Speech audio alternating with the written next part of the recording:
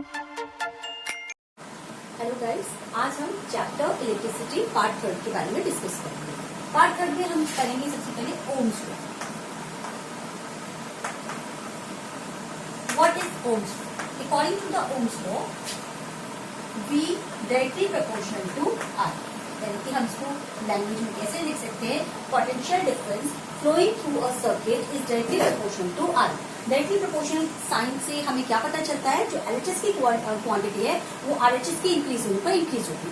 और we can see अगर potential difference increase करोगे तो करंट इंक्रीज होगा, और अगर करंट को इंक्रीज करोगे तो ऑटोमेटिकली पोटेंशियल डिफरेंस जो है वो इंक्रीज होगा। ठीक है, तो अब इसके बाद हम, क्योंकि मैथमेटिकल इक्वेशंस को हम इसके साथ नहीं कर सकते, तो इसकी जगह पे इज इक्वल टू साइन जैसे ही कन्वर्ट करते हैं तो हम एक कांस्टेंट लगाते हैं, दैट इज R इंटू आई।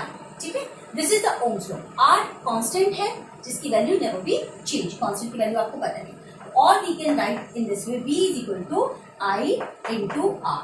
आगे पीछे कर दिया, this is the Ohm's law, right. What is R? R is resistance law. पहले हम यहाँ बात करते हैं ओम्स लॉ की। तो ओम्स ने क्या कहा कि अगर हम x एक्सिस पे लेंगे करंट को और y एक्सिस पे लेंगे पोटेंशियल डिफरेंस को, तो इन दोनों के बीच में हमेशा एक स्ट्रेट लाइन ग्राफ होगा। ठीक है, तो जो भी कंडक्टर इसको फॉलो करेगा तो उनके बीच में स्ट्रेट लाइन ग्राफ होगा। लेकिन ऐसा जरूरी नहीं है कि सारे डिवाइसेस या सारे कंडक्टर्स जो हैं वो ओम्स लॉ को फॉलो करेंगे। तो जो ओम्स लॉ को फॉलो नहीं करेंगे उनके बीच में जो ग्राफ लाइन होगी वो कर्वीलिनियर होगी या कर्व फॉर्म में आएगी। तो अभी हमने बात किया। अब इसके बाद आता है R। What is R? R के बारे में बात करेंगे। This is resistance. रेसिस्टेंस जिसको हम R, कैपिटल R से डिनोट करते हैं। What is resistance? It is the, आप लिख सकते हैं, इट इज द एबिलिटी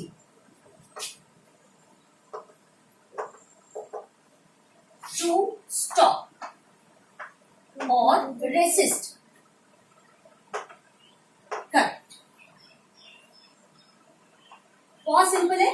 तो R क्या है? रेसिस्टेंस क्या है? ये एबिलिटी है to stop the current in a conductor. Conductor में अगर आप करंट को फ्लो कर रहे हैं तो उस फ्लो को रोकने की जो प्रतिरोध, आप हिंदी में इसको प्रतिरोध भी बोल सकते हैं, रुकावट भी बोल सकते हैं। तो रेसिस्ट का मतलब होता है रुकावट। मैं हिंदी में भी लिख रही हूँ, प्रतिरोध या रुकावट।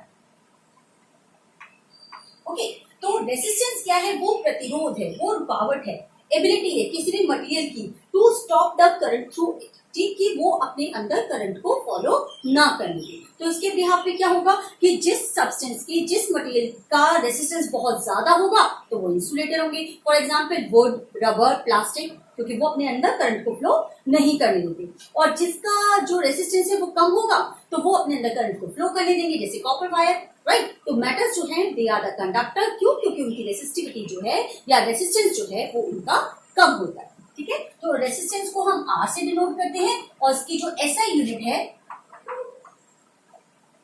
SI यूनिट ओम है, OHM, ओम, जिसको हम इस तरीके के ओमेगा से रिप्रेजेंट करते हैं। तो SI R की जो SI यूनिट ओम है जिसको हम ओमेगा साइन से रिप्रेजेंट करते हैं। Now you can note down.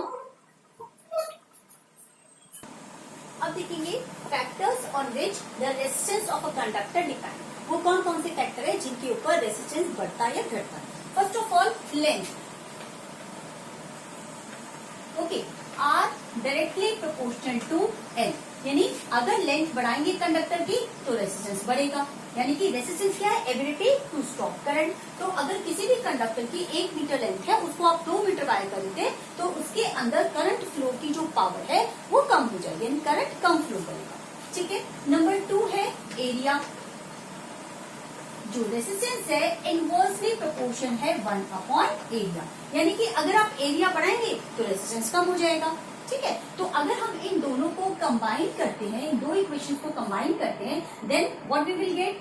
R proportional to L multiply 1/A। इसे कैसे करेंगे? या हम लिखेंगे R L/A। ठीक है, L into 1 L/A।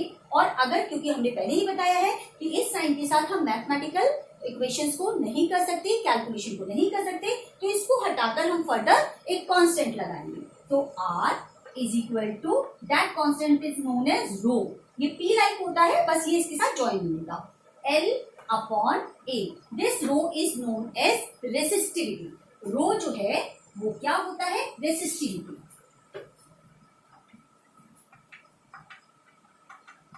Okay, rho is resistivity. जो रेसिस्टिविटी क्या है? Property of the material. ये ध्यान रखेंगे, जो रेसिस्टिविटी होती है किसी भी मेटल की सेम होती है. ठीक है, तो अगर कॉपर वायर 1 मीटर है या कॉपर वायर 2 मीटर, तो उनकी रेसिस्टिविटी पे कोई फर्क नहीं पड़ेगा. क्यों नहीं पड़ेगा? Because they are made up of same material. लेकिन अगर दो अलग अलग एलिमेंट, दो अलग अलग मेटल के बने हुए हैं, तो उनकी रेसिस्टिविटी अलग अलग होगी. द यूनिट ऑफ रेसिस्टिविटी, ऐसा यूनिट ऑफ रेसिस्टिविटी जो है वो है ओ इंटू मीटर. ये एक 1 मार्क्स क्वेश्चन है. This is very important. The SI unit of resistivity is ohm meter. अभी आपने देखा, हमने फर्स्ट पॉइंट पढ़ा कि फैक्टर किसके ऊपर, रेसिस्टेंस किस फैक्टर के ऊपर डिपेंड करता है. Number 1 length, number 2 area and number 3 है आपका मटेरियल ऑफ द कंडक्टर. यहाँ पे मैंने पहले लिख दिया है 2 डिफरेंट मेटल है, 2 डिफरेंट रेसिस्टेंस. 2 डिफरेंट मेटल या मटेरियल जो होंगे उनका रेसिस्टेंस डिफरेंट डिफरेंट होगा. जैसे आपके पास 2 वायर है, किसके? डिफरेंट मेटल के.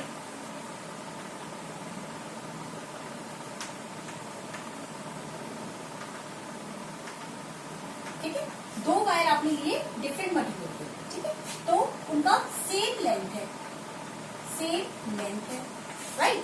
सेम एरिया, सेम एरिया को कैपिटल ए से, बट उनका जो रेसिस्टेंस होगा वो डिफरेंट होगा, राइट. तो यहाँ पर हमने क्या पढ़ा कि अगर मटेरियल अलग अलग है तो उनका सेम लेंथ सेम एरिया होने पर भी रेसिस्टेंस अलग आएगा. ठीक है, थर्ड पॉइंट हुआ. Now fourth point. Fourth point is temperature.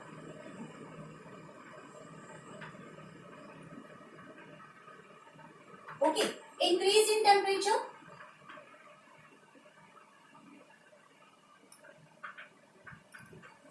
अगर टेम्परेचर को इंक्रीज करेंगे तो रेसिस्टिविटी जो है वो इंक्रीज होगी.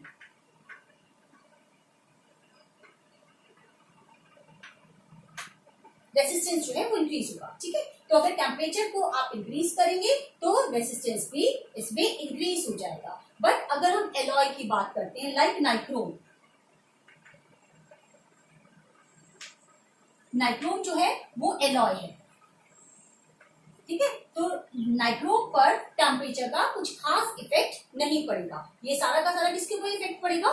मेटल्स के ऊपर. ठीक है, तो हमने कौन कौन से फैक्टर पढ़े? 4 फैक्टर पढ़े जिनके ऊपर resistance of the conductor depend होता है. फर्स्ट ऑफ ऑल लेंथ के इंक्रीज होने पर रेसिस्टेंस इंक्रीज हो जाएगा. सेकंड एरिया के इंक्रीज होने पर रेसिस्टेंस जो है वो डिक्रीज हो जाएगा. थर्ड पढ़ा हमने मटेरियल ऑफ द कंडक्टर, यानी कि 2 अलग अलग मटेरियल अगर सेम लेंथ सेम एरिया के होंगे बट उनका रेसिस्टेंस अलग अलग होगा. नेक्स्ट पढ़ा हमने टेम्परेचर. टेम्परेचर के इंक्रीज करने पर रेसिस्टेंस इंक्रीज हो जाएगा बट उसका एलॉयज पर कोई खास फर्क नहीं पड़ता. अब रेसिस्टेंस के बारे में डिस्कस करने के लिए मैंने आपको यहाँ पे 3 न्यूमेरिकल्स के लिख लिए हैं ऑलरेडी. तो अब हम यहाँ पे डिस्कस करेंगे कि अगर सेम मेटल होता है, सेम मटेरियल होता है, सेम एलिमेंट होता है, तो हमारे लेंथ और एरिया के ऊपर उसका रेसिस्टेंस के ऊपर क्या इफेक्ट पड़ता है. तो यहाँ मैंने 3 न्यूमेरिकल आपको नाइक्रोम जो कि एक एलॉय है उसके ऊपर बेस दिए.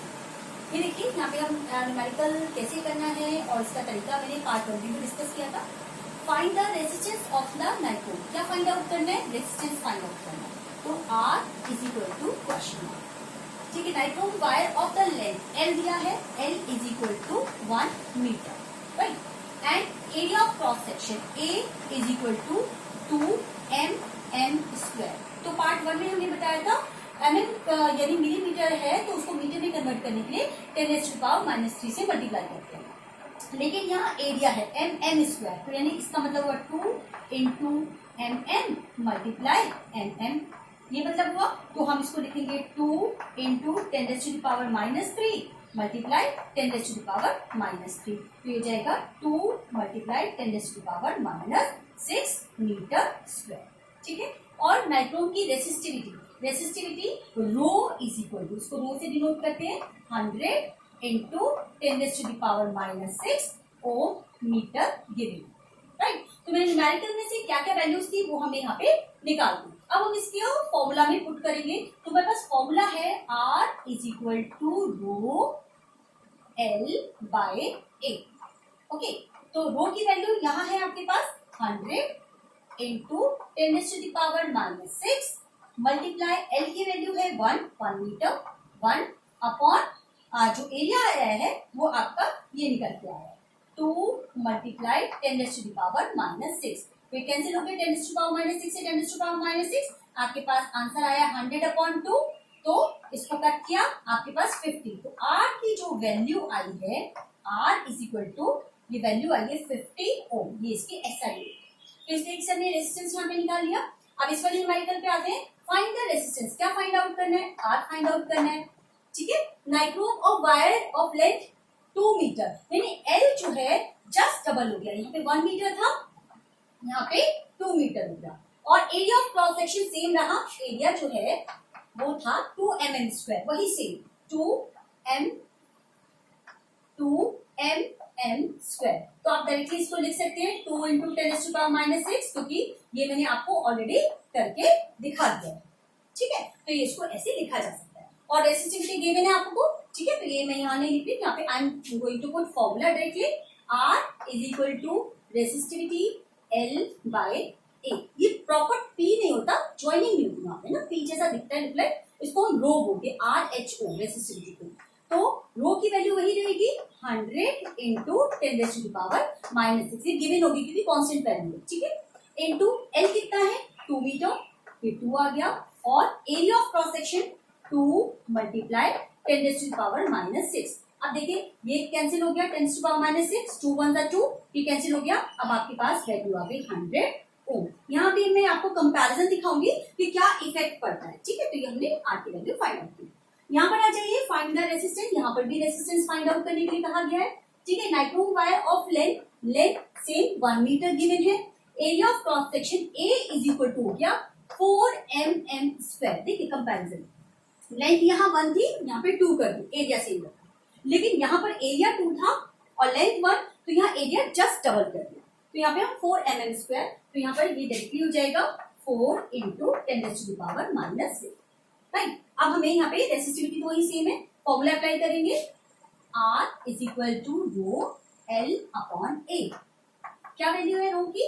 100 into 10⁻⁻6 into L value 1 upon 4 into 10⁻⁻6। तो ये कैंसिल आउट हो गया, आपके पास आया 100/4 और R की वैल्यू, ठीक है। तो R इज इक्वल टू हो जाएगा 25 ओम, कैंसिल करेंगे 25 ओम। अब देखिए कंपैरिजन, जो हमने फैक्टर्स पढ़े थे कि जो रेजिस्टेंस ऑफ द कंडक्टर है वो किस किस के ऊपर डिपेंड करता है, लेंथ का डायरेक्टली प्रोपोर्शनल होता है, यानी लेंथ के बढ़ने से रेजिस्टेंस बढ़ जाता है। कैसे देखा हमने, यहाँ पे 1 था, ठीक है। तो ये जैसे ही हमने जब लेंथ 1 थी, एरिया सेम रखा, यहाँ पर लेंथ को हमने डबल कर दिया, तो रेजिस्टेंस पहले 50 ओम था, यहाँ पर 100 ओम, ठीक है। तो डायरेक्टली प्रोपोर्शनल होता है, जैसे ही लेंथ को आपने डबल किया वैसे ही आपका रेजिस्टेंस भी डबल हो गया। लेकिन एरिया का इनवर्सली प्रोपोर्शनल होता है, यहाँ पर रेजिस्टेंस आपका 2mm² था, और जैसे ही आपने एरिया को 4 किया, लेंथ सेम रखी है, एरिया को 4 किया, जस्ट डबल किया, तो आपका जो रेजिस्टेंस आया है वो 1/4 है, ठीक है। तो इसे हमें ये होता है कि लेंथ के बढ़ने से रेजिस्टेंस बढ़ता है और एरिया के बढ़ने से रेजिस्टेंस कम हो जाता है। Now you can note down.